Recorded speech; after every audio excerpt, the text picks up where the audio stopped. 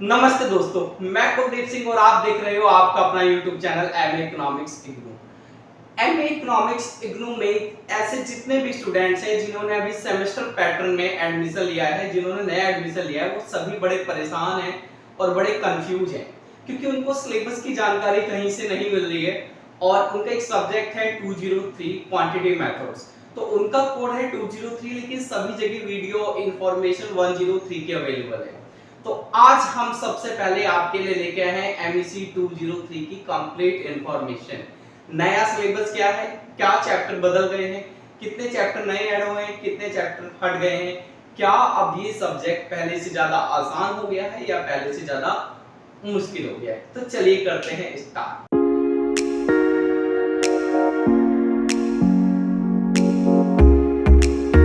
देखिए, आपको यहाँ देखोगे तो कंपैरिजन मैंने दिखाया है नए सिलेबस का और पुराने सिलेबस का। लेफ्ट साइड पे आपका नया सिलेबस है 203 का और राइट साइड पे आपका पुराना सिलेबस है 103 का। तो आपको कुल मिला के 9 ब्लॉक पढ़ने हैं। इन्होंने सारे सिलेबस को 9 ब्लॉक में डिवाइड कर दिया है। तो जैसे आप पहला ब्लॉक देखोगे तो पहला ब्लॉक है रिव्यू ऑफ बेसिक मैथमेटिक्स। इस ब्लॉक में इन्होंने क्या करा है, इस ब्लॉक में इन्होंने स्कूल में जितना भी हम मैथमेटिक्स पढ़ते हैं उसका एक छोटा सा रिव्यू दे दिया है, जितना रिव्यू हमें जरूरी है ये सब्जेक्ट पढ़ने के लिए। बेसिकली यहाँ से आपके एग्जाम में मुश्किल ही कोई क्वेश्चन आएगा, बहुत ही कम चांस है। तो इसमें आपको क्या क्या पढ़ना है। यूनिट 1 है फंडामेंटल कंसेप्ट ऑफ मैथमेटिक्स, इसमें सारे स्कूल की बेसिक बातें होंगी। और यूनिट 2 है overview of basic method of mathematics. Unit 3 है रिलेशन एंड फंक्शन, ये भी स्कूल में ही पढ़ाया जाता है 11th क्लास में relation function and 12th class में।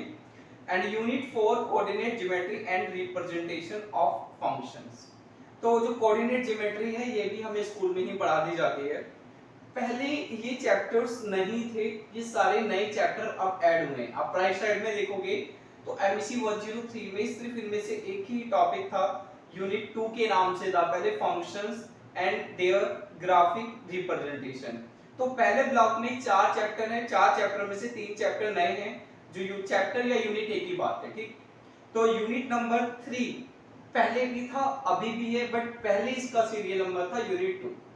इसके बाद हम आते हैं ब्लॉक नंबर 2 पे। तो अभी जो 203 में ब्लॉक 2 है उसका नाम है लीनियर अलजेब्रा। इसमें आपको कुल मिला के 4 यूनिट पढ़ने हैं, यूनिट 5, 6, 7, 8। और इसमें कुछ भी नया नहीं आया है, सारी की सारी चीजें पहले वाली हैं। राइट साइड पे देखोगे तो मैंने पहले लिख रखा है।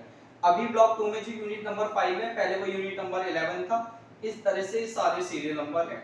फिर हम आते हैं ब्लॉक नंबर 3 पे। तो ब्लॉक नंबर 3 में अगर हम देखते हैं तो कोई नई चीज नहीं आई है, सारी चीज वही है पुरानी। ब्लॉक 3 में यूनिट 9 है लिमिट क्वांटिटी, और उसके बाद है unit 10 differential function, differential calculation function of one variable. Unit 11 में 2 वेरिएबल या फिर सेवरल वेरिएबल है, यानी ज्यादा वेरिएबल में पढ़ने। उसके बाद यूनिट 12 में इंटीग्रेशन हमें पढ़ना है।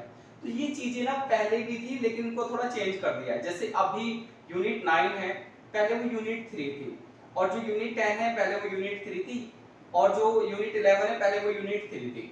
आप मोटे तौर पे ऐसे कह सकते हो, पहले जो यूनिट 3 थी उस यूनिट को इन्होंने 3 पार्ट में तोड़ दिया है। और पहले 103 से पहले भी जब 003 सिलेबस था तब भी ऐसा ही था, पहले भी यूनिट 3 चैप्टर में था, अभी भी जो यूनिट 3 है इसको 3 चैप्टर में कर दिया है, ठीक। इसके बाद अब ब्लॉक नंबर 4 पे आओगे, रियल एनालिसिस। तो रियल एनालिसिस ये पूरा का पूरा ब्लॉक नया आया है, पहले इसको नहीं पढ़ाया जाता था।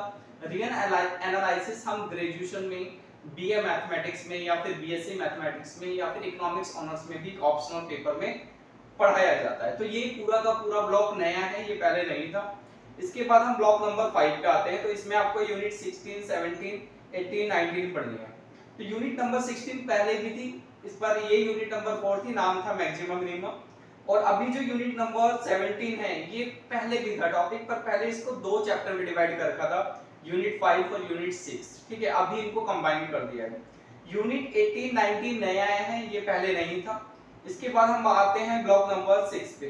तो ब्लॉक नंबर 6 में जो यूनिट नंबर 20 अब आपको पढ़नी है, इसमें कुछ भी चीज नहीं है, ये पहले भी था पहले ही, बट ये यूनिट 9 के नाम से था। और इसके बाद हम देखते हैं यूनिट नंबर 21। तो यूनिट नंबर 21 में भी नया नहीं है, ये पहले भी था। पहले यूनिट 8 में इंटीग्रेशन भी पढ़ाया जाता था और डिफरेंशियल इक्वेशन भी पढ़ाया जाता था, मतलब ये पुराने टॉपिक है। इसके बाद आप यूनिट नंबर 7 पे आओगे तो ये पूरा का पूरा ब्लॉक, तीनों के तीनों यूनिट, इसके यूनिट 22, 23, 24 ये सारे नए हैं। इसके बाद हम आते हैं यूनिट नंबर 8 पे। तो unit number 8 sorry block number 8 पर, तो ब्लॉक नंबर 8 में अगर आप देखोगे यूनिट नंबर 22, 23, 20 सॉरी, तो इसके बाद हम आते हैं ब्लॉक नंबर 8 पे। ब्लॉक नंबर 8 में आप देखोगे यूनिट 25, 26, 27 ये नए नहीं है, ये भी पुराने ही थे।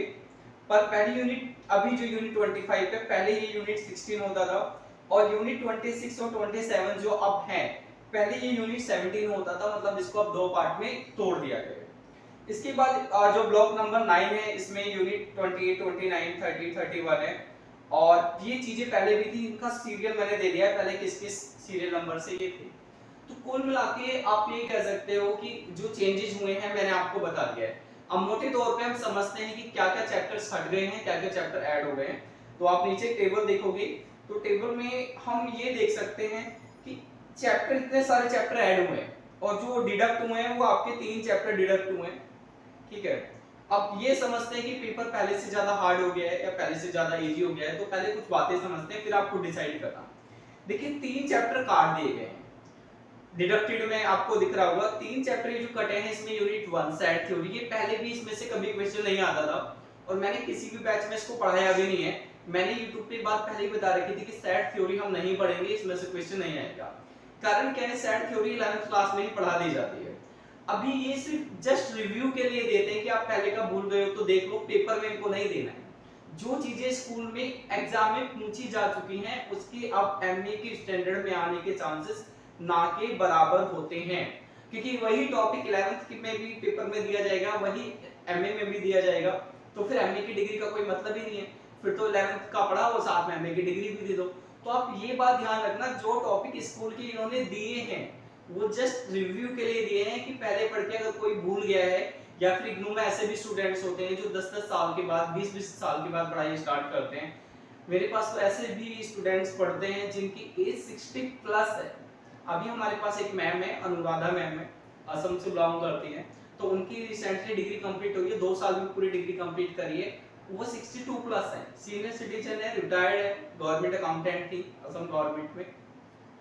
तो इन्होंने इन चीजों को ध्यान में रख के ना, जो पुराने स्टूडेंट्स है वो भूल जाते हैं, जस्ट वो दे दिया है कि आप रिकॉल कर लो, नई चीजें जो है वही एग्जाम में आएंगी, जो एमए में ही आप पढ़ रहे हो, जो 11th 12th की चीजें वो एग्जाम में आने के चांसेस बहुत कम है। इसके बाद यूनिट 14, 15 कर गया है, ये एक बहुत नुकसान हुआ है आपके लिए, क्योंकि यूनिट 14 और 15 में से मिला के ऑलमोस्ट 20 नंबर का पेपर आ जाता था, और ये बहुत ही आसान टॉपिक थे। ये दोनों टॉपिक ग्रेजुएशन में पढ़ा दिए जाते हैं इकोनॉमिक्स ऑनर्स में, तो जो स्टूडेंट्स अगर पहले कर चुके थे उनके लिए दोनों यूनिट बड़े आसान होते हैं, बट अब इनको हटा दिया है कंप्लीटली, ठीक है।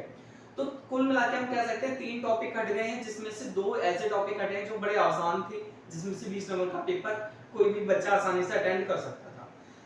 अब देखिए आपके चैप्टर कितने ऐड हो गए, यूनिट 1 2 3 4 5 13 14 15, ये हो गए कुल मिलाकर 7, और 7 इससे 6 सॉरी, और कुल मिला के 5, हम देखें 11 टॉपिक ऐड हो गए।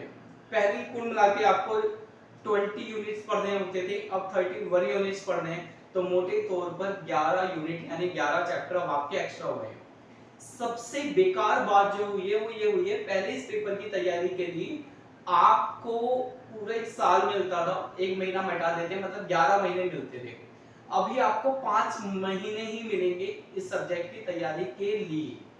तो देखिए जो भी ऐसे स्टूडेंट्स हैं जिन्होंने एमए इकोनॉमिक्स में इसलिए एडमिशन लिया कि वो फ्यूचर में कुछ करना चाहते हैं, प्लीज वो कंप्लीटली सेल्फ स्टडी पे डिपेंड ना रहे, क्योंकि सेल्फ स्टडी में आप पूरा सिलेबस सीख नहीं पाओगे। आप एग्जाम तो क्रैक कर लोगे, एग्जाम क्लियर हो जाएगा, बट एग्जाम क्लियर करने के बाद क्या, ग्रेजुएशन की डिग्री भी हमारे पास ऑलरेडी एक डिग्री और आ गई।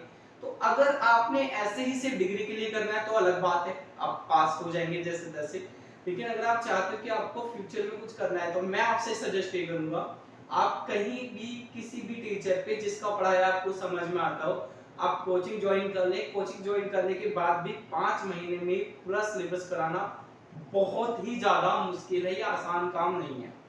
हम भी अभी अगस्त से 1 अगस्त से बैच स्टार्ट करेंगे। अगर आपको हमसे एक कोचिंग ज्वाइन करनी है सब्जेक्ट की तो ज्वाइन कर सकते हैं। अभी स्टूडेंट 25 जुलाई तक अपना एनरोलमेंट कराएंगे, उनकी फीस होगी 1000 पर मंथ, 1000 रुपये। इसमें हम लाइव क्लासेस भी देंगे, रिकॉर्ड क्लासेस भी देंगे। पूरा जो पैटर्न है मैं आपको बता दूंगा बाद में। 25 जुलाई के बाद अगर आप एडमिशन लेते हो तो फीस होगी 2000 रुपये प्रति माह, यानी कि 2000 पर मंथ। देखिए सिलेबस ना बहुत बड़ा है, जब आप देखोगे डिटेल में तब आपको पता चलेगा सिलेबस बहुत ज्यादा बड़ा है। 5 महीने में कराना इसको बहुत मुश्किल काम है, 10 महीने में भी करने में बहुत दिक्कत होती थी। तो आप प्लीज इस सब्जेक्ट को सीरियस लें। अगर फ्यूचर में कुछ करना है इकोनॉमिक्स में, नहीं करना तो फिर कोई बात ही नहीं है।